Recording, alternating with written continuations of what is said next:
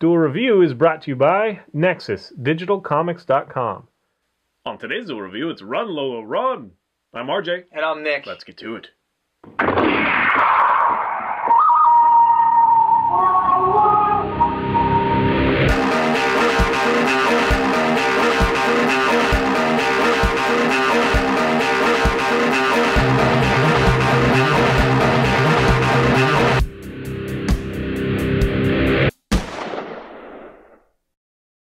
Today is the 25th of January, and we're taking a look at Run Lola Run. That's right. And this movie came out in 1998, and it's actually German, which means that you're going to have to read subtitles, but it's totally worth it. Yeah, and in fact, I would recommend the German version. You can do the English overdub, but it's fairly bad.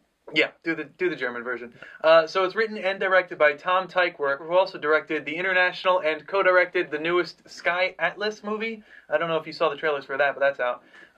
So yeah, the movie follows a woman named Lola as she's sitting in her apartment. She gets a phone call from her boyfriend Manny, who needs 100,000 marks, which is German dollars, and he needs it within 20 minutes because otherwise he's going to go to his boss and he's going to die.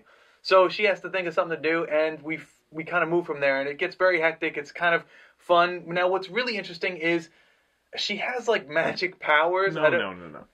You take this way too literal, man. She totally has magic powers. No, this is a movie. It's a subtle movie about. It's like the butterfly in the forest, right? The butterfly beats its wings and trees fall down. You know, like it's this thing like slight variations, little differences in interactions end up changing the future outcome. Right. And so we get three different stories, three different possibilities of how things could have played out. Yes, with Lola and a lot of characters that surround. I mean, we see little glimpses of like what happened before or after when she runs into. Yeah, so what he's talking about is every once in a while, during one of her runs, and there's 3 runs that she goes through, she'll meet someone or bump into someone, and we'll see little flash photos of camera shots. Yeah. Which I like that effect. Yeah. Which kind of shows how their life leads out in different times. So it's as she's running, different times of slightly different times, like maybe a minute later on one run than before. But the way that I see it, because I read a lot of comics, is she has magic powers, man. She can see outcomes and choose the best one, which is a total. Which is obviously not the case because two of the outcomes are horrible. Yes, well that's what I'm saying. She's trying to find the best one. So she doesn't see the outcome. She lives the outcome and then bumps it back in your world. Then.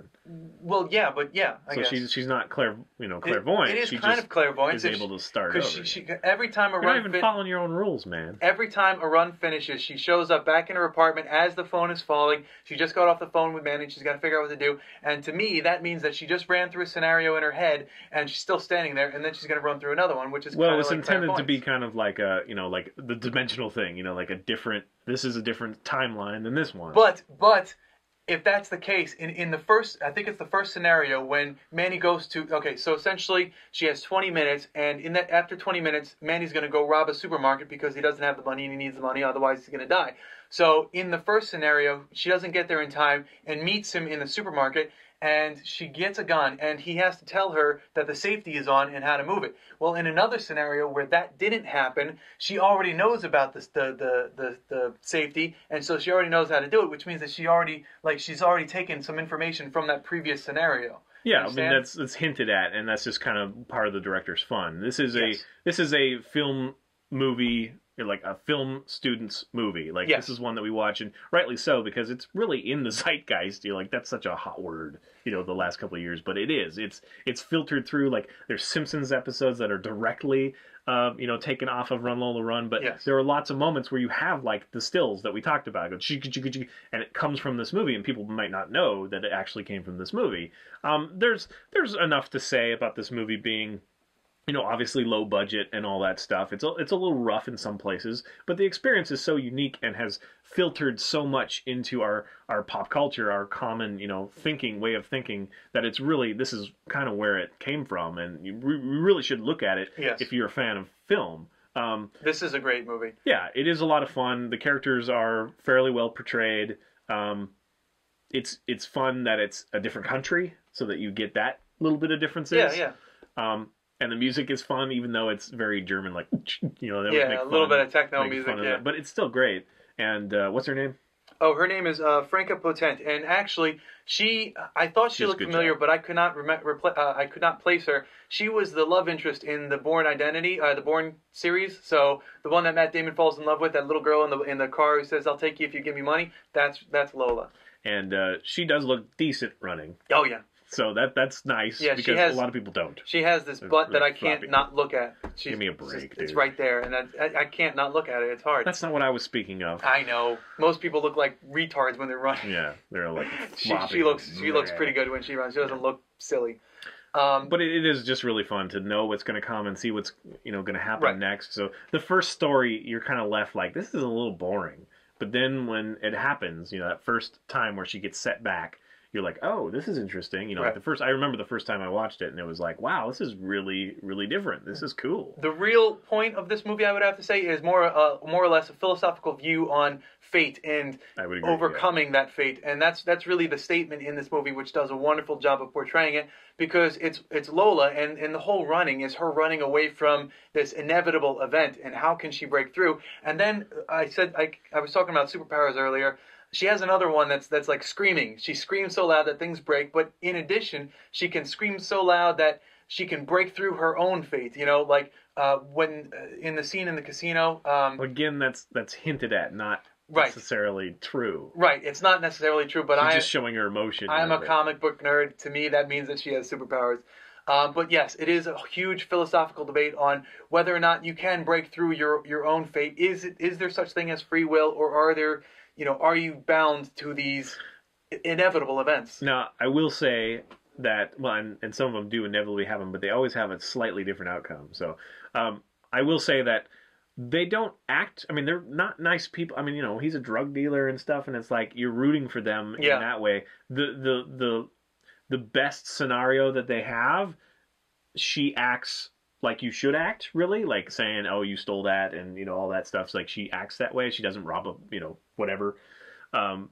So that can be said that, if you do the right things, then whatever, it could be like a morality tale a little bit, but still, these people are, she's obviously like a drugged out, you know what I mean? Like, yeah. She looks the part as well. She's kind of, sloppy and bright red hair, and her father doesn't trust her, although her father's kind of a slime ball anyway. Yeah, yeah. But, and yeah, Manny's like a drug dealer trying to work his way up in the ranks of like the local mafia and stuff. And so there's kind of like that, why am I rooting for these people? But it really doesn't factor in that much. Yeah, mostly it's just about Lola and what's going to happen this time. Is she going to get there in time? And yeah, it's just an incredible movie.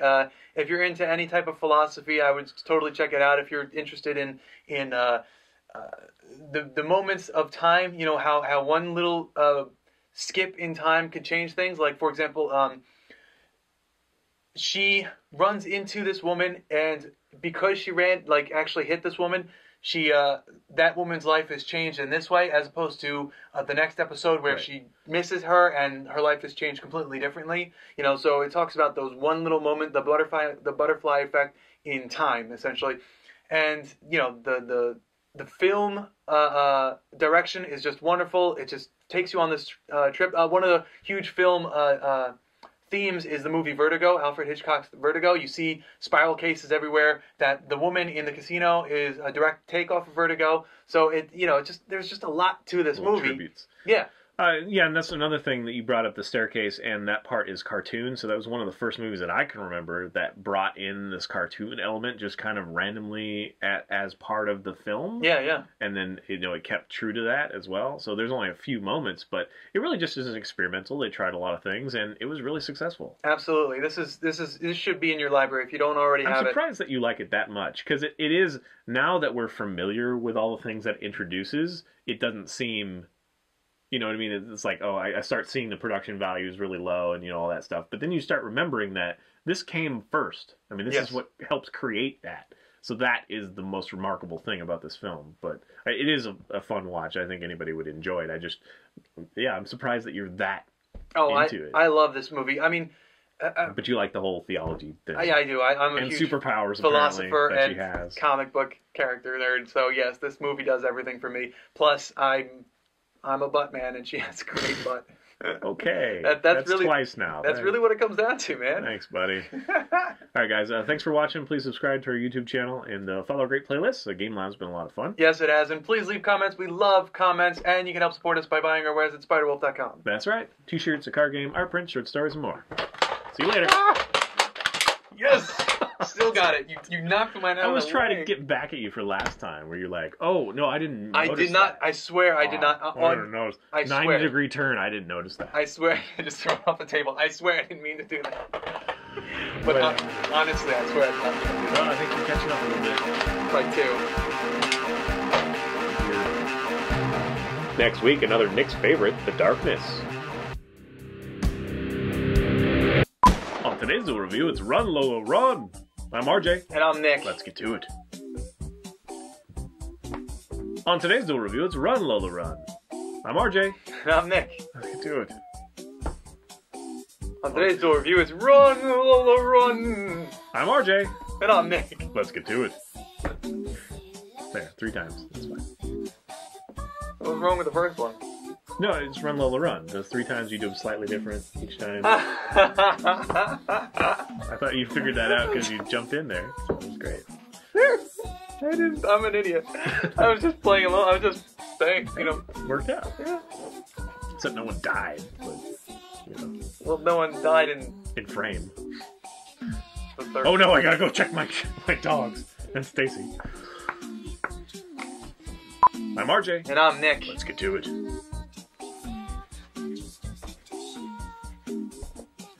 They were like casting for that film, and they're like, we need someone who looks okay running, because most people don't. Like, they really don't. I don't think she looked that okay, except that she had a big butt, so that's all I kind of fixated on. No, she looked okay because, she didn't have a lot of, like, jowl movement and stuff. That's true. But even like friggin', I remember that, That's how I run. yeah, when you see yourself run, it's like, well, of course, I'm chubby now, but even when I was skinny, it's like, you don't want to see yourself run because it's just not flattering. I even remember, like, Anthony Kiedis from the Red Hot Chili Peppers, during that video, his pecs are, like, bouncing up and down, like boobies. Of course, the girls were like, ugh, because he was Anthony Kiedis, but still, he looked ridiculous, and his face was like, it just doesn't ever look flattering. But boy, did she have to do a lot of running in that movie. Yeah, that was like 90% of the movie was running. Because it's called Run Lola Run. It is, and she's Lola. She is. See how that works. Hey everybody, today is the 25th of January, and we're taking a look at a great film, Run Lola Run. What? I don't know. I was like expecting... Should I do it 3 times?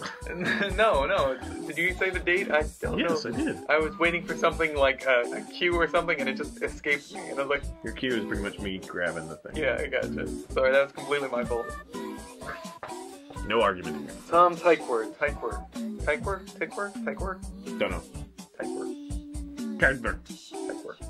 Oh, I didn't say that it was nominated for 41 awards and won 26 of them. So, yeah.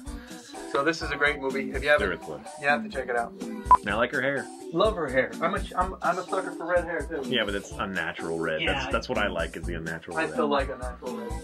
Red's red. Fire, man!